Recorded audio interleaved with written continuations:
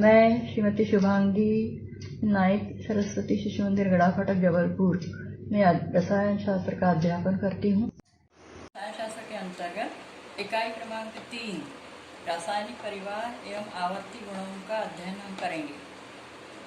रासायनिक परिवार क्या होता है? तो परिवार में जैसे सदस्य होते हैं वैसे तत्वों का भी एक परिवार है, जिसमें कुल तत्वों की संख्या 118 है। इसलिए वह तत्वों का परिवार रासायनिक परिवार कहलाता है। और उनके गुणधर्म, कैसे गुणधर्म? आवर्ती। आवर्ती शब्द का अर्थ क्या है? आवर्ती का अर्थ पुनरावृत्ति, बार बार रिपीट जो होता है गुण, इसको कहते हैं आवर्ती गुणधर्म। हम अध्याय के अंतर्गत इसका जब अध्ययन करेंगे तो वह और ज़्यादा समझ में आएगा आवर्ती गुणधर्म क्या होते हैं। इसके लिए तत्वों के जो भिन्न भिन्न तत्व हैं उन्हें एकत्रित करने का प्रयास तो बहुत वैज्ञानिकों द्वारा किया गया, किंतु अभी जो आधुनिक काल में जो आवर्त सारणी पीरियोडिक टेबल जो हमको पढ़ना है उसी को हम सीधे पढ़ेंगे, जिसके अंतर्गत नियम है आधुनिक आवर्ती नियम, जो मोस्ले द्वारा दिया गया है। क्या है यह नियम? तत्वों के भौतिक एवं रासायनिक गुणधर्म उनके परमाणु क्रमांकों के आवर्ती फलन होते हैं, गुणधर्म होते हैं। परमाणु क्रमांक क्या होता है? परमाणु के बाह्य कोश में, परमाणु के जो कोशों में इलेक्ट्रॉन पाए जाते हैं उनकी संख्या, अथवा नाभिक में पाए जाने वाले प्रोटॉनों की संख्या को हम परमाणु क्रमांक कहते हैं। तो तत्वों को जब उनके बढ़ते हुए परमाणु क्रमांकों में रखते हैं तो क्या होता है? उनके भौतिक और रासायनिक गुणों में विशिष्ट कालावधि के बाद पुनरावृत्ति होती है। यह आधुनिक आवर्ती नियम है। इसको हम आवर्त सारणी की सहायता से समझते हैं और पुनः नियम का अध्ययन करते हैं। तो ध्यान दें कि यह आधुनिक आवर्त सारणी है। वैसे कक्षा 10वीं में भी हमने इसका अध्ययन वहाँ शुरू कर दिया है। तो आज के इस कालांश में हम केवल आधुनिक आवर्त सारणी का बाह्य स्वरूप किस प्रकार से उसका ही अध्ययन कर रहे हैं। तो हमने जो अभी आधुनिक आवर्ती नियम पढ़ा है कि तत्वों को क्या करना है, उनके बढ़ते परमाणु क्रमांक के क्रम में रखना है। तो बढ़ता परमाणु क्रमांक हमें पता है, हम बढ़ते हुए क्रम को कैसे समझते हैं? या तो ऊपर से नीचे कोई क्रम बढ़ता कहलाता है, या फिर क्षैतिज रेखा जो होती है बाएं भाग से दाएं भाग की ओर जाते हैं तो उसको बढ़ता क्रम कहते हैं। तो वैसे ही परमाणु क्रमांकों को हमको या तो ऊपर से नीचे अथवा बाएं से दाएं क्रम, बाएं से दाएं इस प्रकार से बढ़ते हुए क्रम में रखना है। तो क्या होता है कि तत्वों को जब परमाणु क्रमांकों के बढ़ते हुए क्रम में रखते हैं तो ये जो ऊर्ध्वाधर ऊपर से नीचे ये जो खंड प्राप्त होते हैं आवर्त सारणी में, उसको हम क्या कहते हैं? या तो हम उनको वर्ग कहते हैं, या समूह कहते हैं, या ग्रुप्स कहते हैं, या उनके परिवार कहते हैं। तो ऐसे कितने समूह या वर्ग हैं? तो वह 18 वर्ग। इस प्रकार से यहाँ पर पहला, दूसरा और यहाँ आखिरी में 18। तो ऊर्ध्वाधर खंडों को वर्ग अथवा समूह कहते हैं, जिनकी संख्या 18 है। इसके पश्चात जो बाएं से दाएं ये जो खंड बढ़ेंगे परमाणु क्रमांकों के बढ़ते हुए क्रम में, तो आवर्त सारणी में बाएं से दाएं कितनी रेखाएं हैं यहाँ? तो वह है 7, जिनको हम क्या कहते हैं? आवर्त अथवा पीरियड्स। तो क्षैतिज रेखाओं को आवर्त कहा जाता है या पीरियड्स कहते हैं। तो इस प्रकार से जब हम तत्वों को बढ़ते हुए परमाणु क्रमांक में रखते हैं तो इस आवर्त सारणी के कुल 4 खंड बनाए गए हैं। कौन से 4 खंड हैं?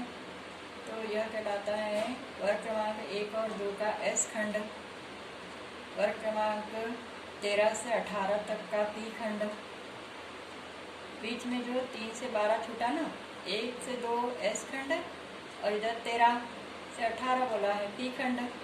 तो वर्ग क्रमांक 3 से 12 जो छूटा है उसको कहते हैं डी खंड। और डी खंड के अंदर ही तत्वों का बढ़ता हुआ परमाणु क्रमांक यहाँ पर बीच में थोड़ा सा छूट जाता है, तो उनको आवर्त सारणी में नीचे की ओर दो श्रेणियों के रूप में रखा जाता है, तो उसको कहते हैं एफ खंड। इस प्रकार से इस आवर्त सारणी में जो कुल 118 तत्व हैं, उन 118 तत्वों से ही हमारा पूरा ब्रह्मांड जो है वह बना हुआ है।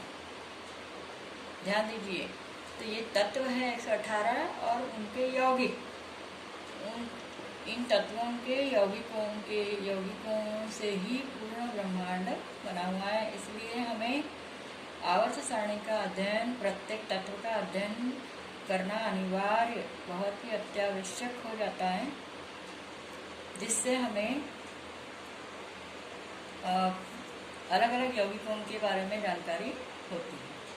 तो इस प्रकार से जो 118 तत्व हैं उनमें भी परमाणु क्रमांक 82 तक जो तत्व होते हैं वो स्थायी हैं, और बाकी जो बचेंगे 36 वह तत्व अस्थायी कहलाते हैं, रेडियोधर्मी कहलाते हैं। और आपको ध्यान देना है कि इस कक्षा 11वीं में आपको यह तीसरी इकाई है, तो इकाई क्रमांक 3, उसके बाद 10 और 11, अर्थात कुल 3 इकाइयों में आपको अध्ययन करना है इस आवर्त सारणी का कक्षा 11वीं में। और बाकी जब जो छूटेगा तो उसको आपको पूरा 12वीं में पढ़ना होता है। तो पूरी आवर्त सारणी का अध्ययन आपको 11वीं कक्षा 11वीं एकादश एवं द्वादश में करना होता है। तो इस प्रकार से अभी हमने केवल आउटलाइन के रूप में समझा है कि ये जो आधुनिक आवर्त सारणी है वह तत्वों के बढ़ते हुए परमाणु क्रमांक के रूप में प्रदर्शित की जाती है। परमाणु क्रमांक ऊपर से नीचे तक जो बढ़ता है तो वह वर्ग अथवा समूह कहलाते हैं, जिनकी संख्या 18 है। उसके पश्चात आवर्त बाएं से दाएं जो होते हैं वह 7 हैं, और आवर्त सारणी को 4 खंडों में विभाजित किया गया है। इस आवर्त सारणी में कुल 118 तत्व हैं, जिनमें से 82 स्थायी हैं और 36 जो है वह अस्थायी है। अब हम फिर से आधुनिक आवर्ती नियम को दोहराते हैं। क्या है आधुनिक आवर्ती नियम? कि जब तत्वों को उनके बढ़ते हुए परमाणु क्रमांकों के क्रम में रखते हैं, तो बढ़ता हुआ परमाणु क्रम, तो क्या होता है, उनके भौतिक आवर्ती गुणधर्म और रासायनिक आवर्ती गुणधर्मों में पुनरावृत्ति होती है। अब ये बढ़ता हुआ क्रम हम यहाँ पर पहले वर्ग से समझते हैं। यदि तो पहले वर्ग में हाइड्रोजन का परमाणु क्रमांक 1, फिर लिथियम 3, सोडियम 11, फिर पोटेशियम 19, फिर आता है पोटेशियम रुबिडियम 37, सीजियम 55 और फ्रांसियम 87। तो हम जो देख रहे हैं परमाणु क्रमांक बढ़ता है। ऐसे इधर आते हैं आखिरी में, तो helium 2, neon 10, argon 18, krypton 36, xenon 54 और रेडॉन 86। इस प्रकार से बढ़ता हुआ परमाणु क्रमांक होता है प्रत्येक वर्ग में ऊपर से नीचे तक, और आवर्तों में भी बढ़ता है। जैसे उदाहरण के लिए दूसरा आवर्त लेते हैं तो लिथियम 3, बेरिलियम 4, फिर इधर आता है boron 5, carbon 6, nitrogen 7, oxygen 8, chlorine 9 और नियॉन 10। इस प्रकार से बढ़ता हुआ क्रम परमाणु क्रमांकों का होता है वर्गों में और आवर्तों में। तो क्या होता है, जब उनको बढ़ते हुए परमाणु क्रमांक के क्रम में रखते हैं तो उनके भौतिक गुणों में और रासायनिक गुणों में विशिष्ट कालावधि के बाद, मतलब इनका जो परमाणु क्रमांक बढ़ता है ना, उसमें एक समानता होती है, जिसका अध्ययन हम बाद में करते हैं। तो समानता आती है, यह कहलाता है आधुनिक आवर्ती नियम। और यह आधुनिक आवर्ती नियम की सहायता से आधुनिक आवर्त सारणी का संक्षिप्त में परिचय, इसका अध्ययन हमने किया है। धन्यवाद।